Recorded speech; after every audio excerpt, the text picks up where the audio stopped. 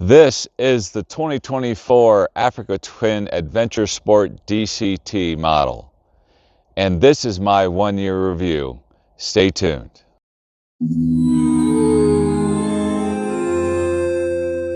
Let's talk about this bike. I love it. Even after a year, I still am in love with this bike. It's my third Africa Twin that I've ever had. I had the 2018 model when it first came out, and it was a normal Africa Twin. I traded that in 22 for an Adventure Sport, and then I sold that a few years later, traded it in for my KTM 790 Adventure. After a year of not having an Africa Twin, I really missed it. So I went out and I bought this bike, the 2024 Adventure Sport model, the DCT. This is my first DCT. And let's talk about that a little bit, and then we're going to get into some of the pros of the bike that I've found over the last year. So I like the DCT, and honestly, I wasn't going to get a DCT until I saw Big Rock Moto's review. He did a great job reviewing this bike, and he said if you're going to get the Adventure Sport model, you might as well get the DCT. So I took a leap of faith, trusted him, and I have no regrets on that. I really do enjoy the DCT for this type of bike, which is, for me, it's going to be a long distance touring bike. I'm going to go on big trips with it and so forth. I'm not doing a lot of shifting. And even off-road, I live on a 2.5 mile dirt road. I've found it not to be an issue at all. I like the different sport modes, 1, 2, and 3, that you can have different shift points. So that's good. And I think it does surprisingly well on my dirt road anyways, and other dirt roads I've taken it on. And there was a little dirt road that I went on in June called the Dalton Highway, which was 430 some miles each way. So, and that's about 70% dirt or gravel. And this thing did great, really. So I think it's proven itself to me. It's great on the road, the highway. So let's get into some more specific pros of this bike. One is the obvious, it's a Honda. So what Honda means to me is reliability. So I love the reliability of this bike. If you ever do have an issue anywhere and you're on a road trip, Honda parts are available pretty consistently everywhere. And I used to have a BMW GS 1200 Adventure. I think it was a 2011 model. And I love that bike, but I was always afraid to tip that thing over, lay it down. I felt like I was taking a loan out every time I'd have to replace something on the bike. And I feel like Honda parts are not quite as expensive as the BMW. That BMW was over 600 pounds. This is around 550, so it is quite a bit lighter. So for me, for the money, this bike comes in around, I think I paid $19,700 for it. Still a lot of money. But the BMW, the 1300s, they're going for up to close to 30, and I just don't think that a BMW is $10,000 better. I'm not even sure if it's better, period. So I really enjoyed this bike more than I did my BMW, and that's why I have continued to buy Africa Twins. So along with the reliability, the second thing I like about this bike, and this I think came to fruition in 2024 model, is the low-end torque. This thing has more low-end torque than any of my other Africa Twins have ever had, even my other 1100, which makes it really great for a passenger to ride two up, if that's your thing. I've had a passenger on this. This thing did great. There was no real noticeable power loss or speed or anything like that. It felt really good having a passenger, or just when you're gonna give it that gas and you just feel that low end and just how powerful it is. I love that. I love that feeling. I'm gonna show you a little bit about the legroom on this, because one thing I like is the seat height is lower than on my previous one. And I'm 6'1" with about a 33, 34 inseam. So I have long legs. I've never had a problem on tall bikes, but I do like just being down lower. I feel more confident with the bike when I just have a little bit lower. So I'm going to show you how much my knees are bent when I straddle this thing.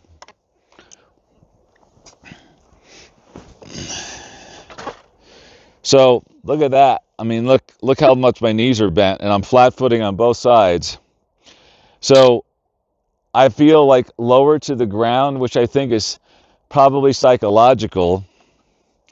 And the standing position on this is also very comfortable. And that's no riser bars. I don't have any risers. I have long arms as well. So, you know, the standing position is really comfortable. I don't feel like I'm straining or stretching too much. So I think it's a really great bike for both the sitting and standing position. I'm going to start it up because I really think another pro is how this bike sounds. It's got that low end thump, and I really love it.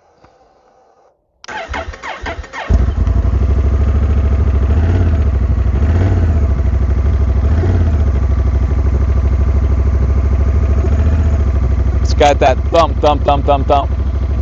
My neighbor, I started it up, he's like, wow, what's that? And I think when you have a bike, and I think a lot of things like the sound and the styling go into how much you love the bike, and obviously how it rides and performs too, but I think it's all part of the package. So let's talk about the styling. I think this is a sweet looking bike. Love the front end, love the headlights. It's kind of got that mean kind of look on the front. I love the red, white, and blue. I've had a red and black Africa Twin. I had the black and gold, which I did not, just not a black fan when it comes to motorcycles. But I really love that red, white, and blue design. I didn't when they first came out, but I do now. And it's still, I think, super sexy. So the styling on this bike and the looks, I think, is a definite pro for me. Another pro that I think about this bike is the gas tank. It's a 6.5 gallon gas tank. I love that size. My BMW had an 8.7, which I thought was just incredibly large, had a great range, but very, very top heavy with that much. So I think 6.5 gallons hits a sweet spot for me.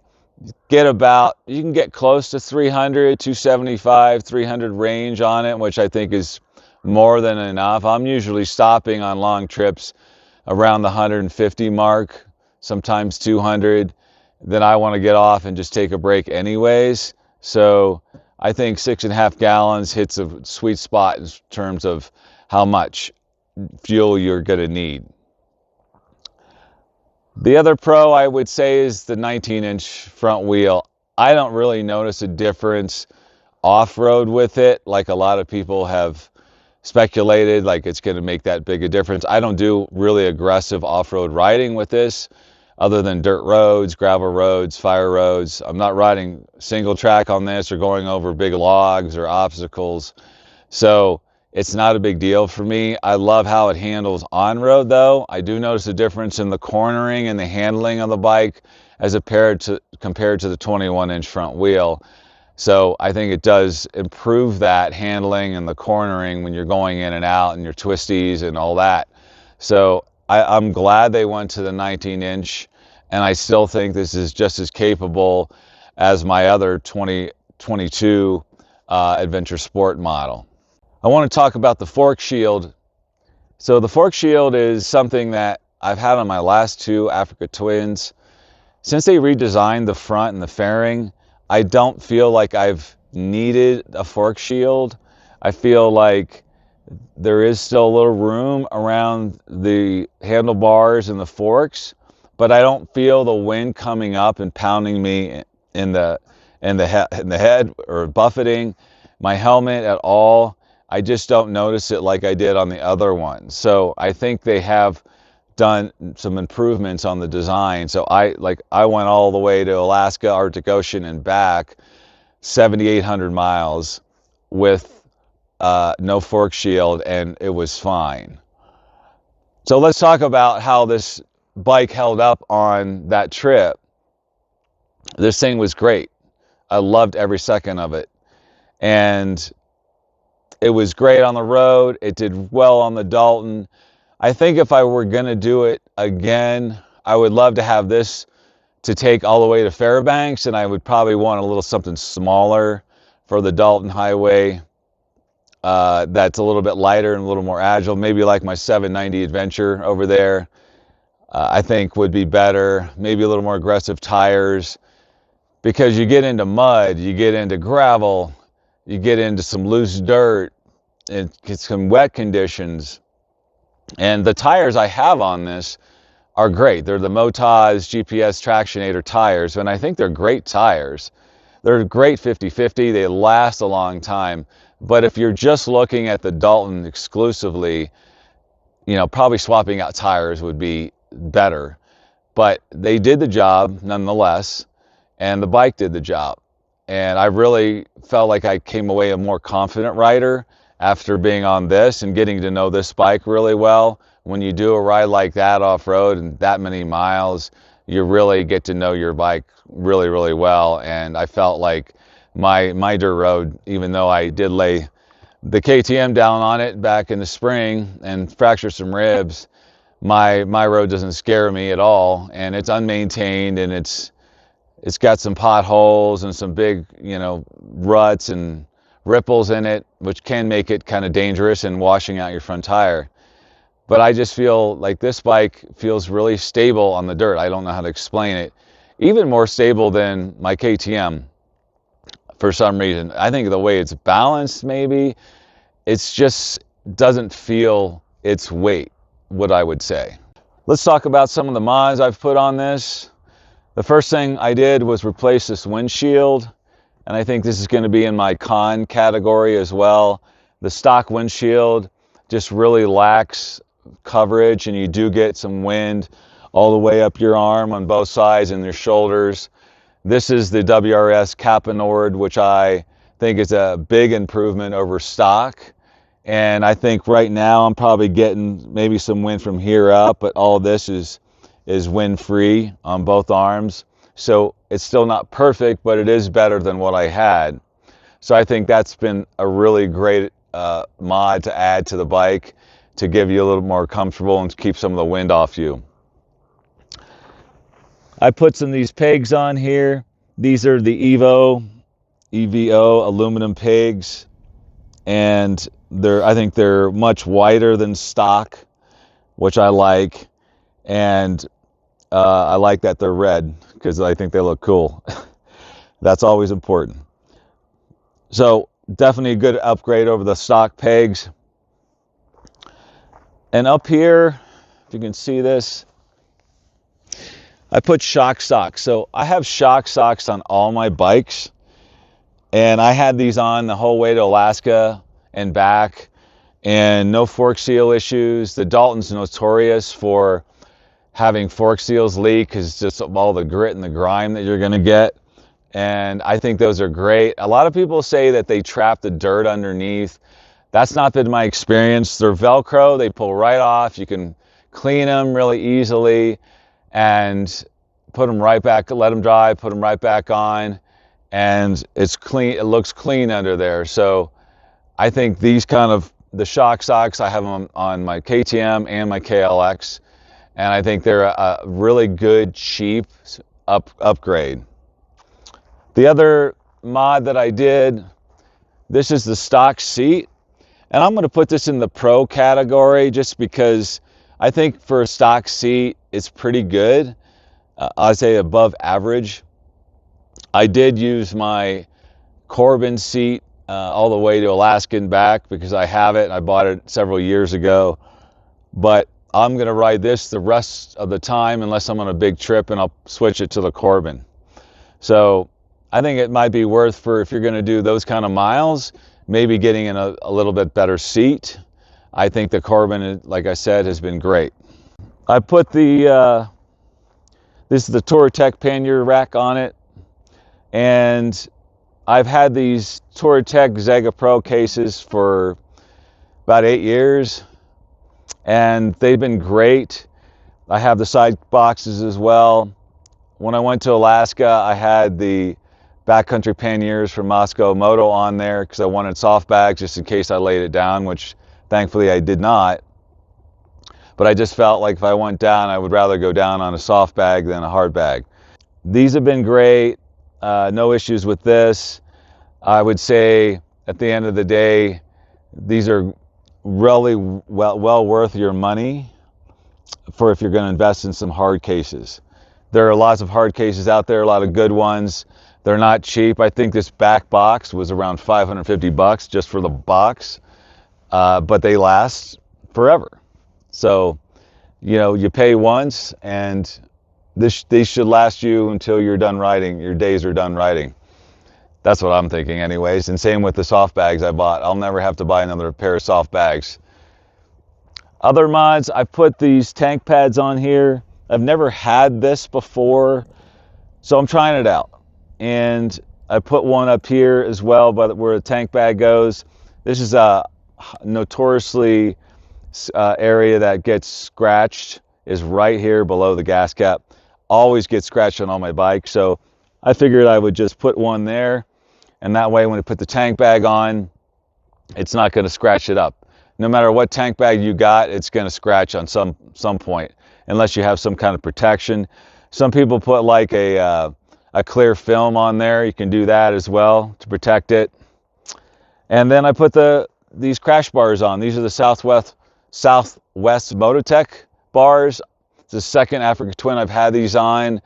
The other one I did lay down and on dirt, and the bike slid about 3 or 4 feet, and it just torqued this a little bit, scraped this up, but actually no damage to the plastics or anything.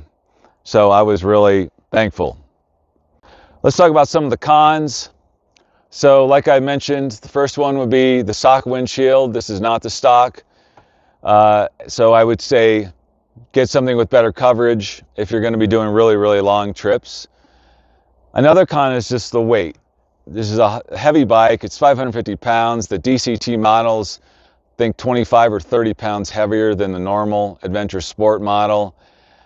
If you're at 525, what's 550 really? But still, it's a heavy bike. But like I said, it doesn't feel heavy unless you're moving around maybe in a parking lot or grassy area, or potentially, you know, gotta pick it up if it falls on its side, which I haven't had to do yet, thankfully. So, but if you have some bags on the side, it's not going to go all the way on its side, which is kind of nice. And the crash bars are also going to help with that as well. The other con I would say is Android Auto and Apple CarPlay. Love that it has it, but it's just too finicky. It's like a series of steps. Turn it on, plug it in, wait for this, hit that. It's just too much. I would just want to turn the bike on and it connects.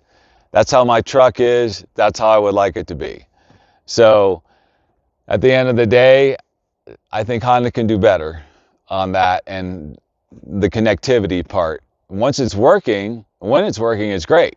It's great having that screen and seeing Google Maps or whatever you got on there, listening to music, things of that nature.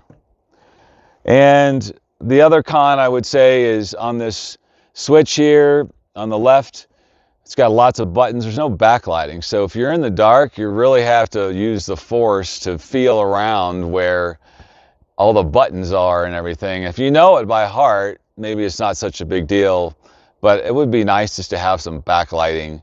So that is my 1-year review of my 2024 Adventure Sport. Thank you so much for watching. What I would ask from you is to please like, subscribe, and throw some comments about what you thought of the video, if you have other experiences, and if there's any content you would like to see on this channel. I have 3 bikes that I'm going to do more content on in the future. I'm going to get into some other thing. I've got one coming out here soon about dealerships and some of the fees that they tack on, and kind of demystifying what that's all about and why they do it. So that's coming out soon. So thanks for watching, and always remember to blaze your own path. We'll see you next time.